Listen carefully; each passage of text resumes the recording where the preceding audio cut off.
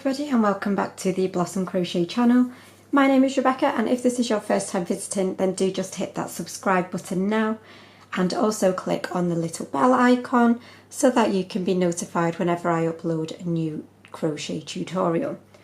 So in this tutorial I'm going to be showing you how to make a beautiful textured blanket, baby blanket, scarf, whatever you want it to be, using just one stitch. You'll only need to use one stitch for the whole of the project pretty much, and it is obviously a one row repeat as well, and it works up really beautifully and is completely reversible as well. It is really easy, and as I say, completely reversible, as you can see.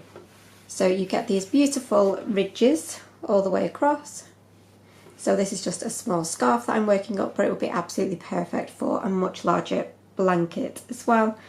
And obviously if you use chunky yarn, you'll get even more texture. So it's already, even this DK one, because it's got the ridges both sides, it is really quite chunky already. So yeah, like I say, even with a DK yarn, you get such a nice squishy final product. It's really great. So one thing that you will need to do for this pattern is go up a hook size. It doesn't matter what yarn you're using, you will need to go up a hook size, because otherwise your work will be quite, it won't be as flexible as you might like, especially if you're making it for a blanket or something. You don't want it to be too stiff. So definitely go up a hook size. So you're going to start with your slip knot on your hook, and you can chain absolutely any number. There is no multiple to this pattern, just chain any number of stitches until your chain is the length that you want it to be.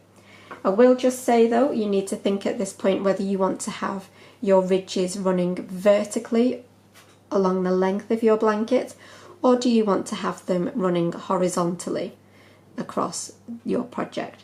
So if you want them to run horizontally, then you need to chain a length for the horizontal, whereas if you want your stripes to run vertically, then you need to do a much longer chain so that your chain is the length that you want your project to be.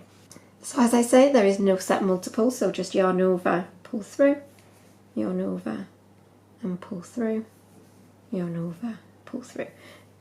So just chain until your chain is the length that you need it to be. So you just want to add a couple more chains onto the end, which will be your turning chains.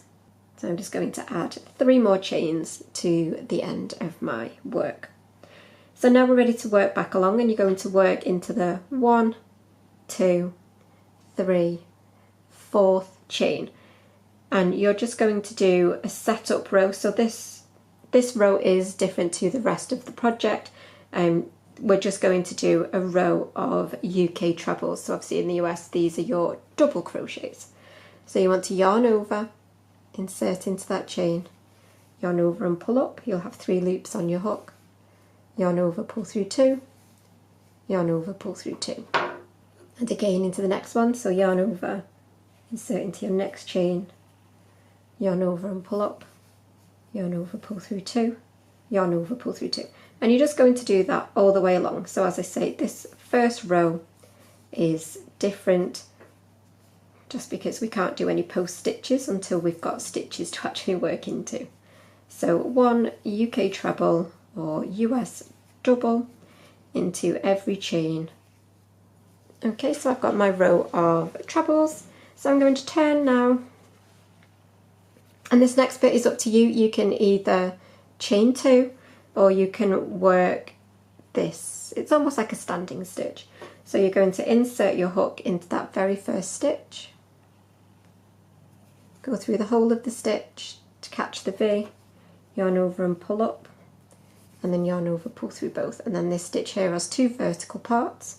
You want to go behind the vertical part nearest your working end, yarn over and pull up, yarn over, pull through 2.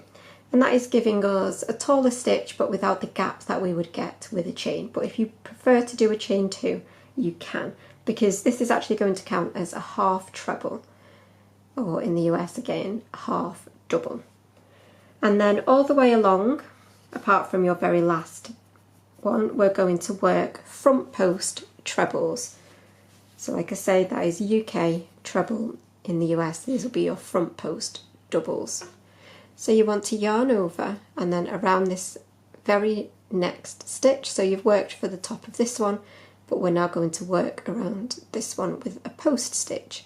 So you want to yarn over, you're going to go around the back of that stitch and then yarn over and pull up, and then you're going to finish your stitch as normal. So yarn over, pull through 2, yarn over, pull through 2.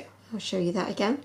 So around your next stitch you'll do front post treble, so yarn over, around the back of that next stitch, yarn over and pull up, and then again complete your treble as normal. Show you one more time. Yarn over, behind the next stitch, and then complete your treble. And you're going to work that all the way along, and I will meet you as you get towards the end. Okay, so I'm pretty much back now. I've got one normal treble to work around. And then I've got my chains that we skipped at the beginning. So into the top of that chain, so into this stitch here, I'm going to do a half treble. So yarn over, insert into the top of your chain, yarn over and pull up, yarn over, pull through all the loops. So that is how you will look on this side, but when you turn your work around, you'll have this beautiful, really noticeable ridge. So I will leave a link in the description box to the colour changing tutorial in case anyone's not sure how to add a new colour at the beginning of each row. So like I say, I will leave a link in the description box for that. So this next row now is the one that you will repeat over and over again until your project is as big as you want it to be. So again, I've turned, I'm going to go straight into my first stitch just here. Again, getting the V on the top, yarn over and pull up, yarn over, pull through both, and then behind that vertical part of that stitch, yarn over and pull up, yarn over, pull through both. And then we're ready to start with our front post trebles. So these will be maybe slightly hidden behind the ridge that we've just created. So you might just need to fold that ridge down just for the time being, just so that you can easily see and easily access your stitches. So straight round this first stitch here, we're going to do a front post treble. So around the back of the stitch again, just like in the last row. And then again, around the next one, yarn over, around the back of the stitch, and again you're just going to work that all the way along. So I will meet you as you get towards the other side in just a second.